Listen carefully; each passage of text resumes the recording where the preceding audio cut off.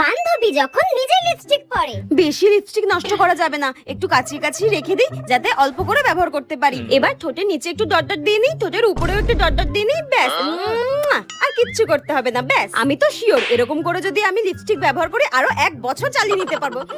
আর বান্ধবী যখন অন্য লিপস্টিক পরে। শোন না, তোর লিপস্টিকটা আমাকে একটু পরতে দিবি রে? আমি না বাড়ি থেকে লিপস্টিক পরে আসতেই ভুলে গেছি। তোর লিপস্টিকটা একটু পরতে দে না রে।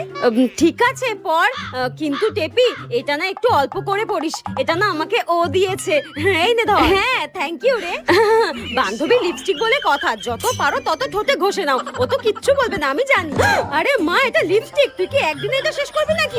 আর কিছু বললেও আমার কোনো যায় আসে না, আমি তো ঠোঁটে ভরে ভরে ঘষে নিয়েছি। তুই যদি আমার বন্ধু না হতিস না আমি তোকে মেরেই ফেলতাম। এইভাবে থোবরায় লিপস্টিক কে ঘষে ভাই?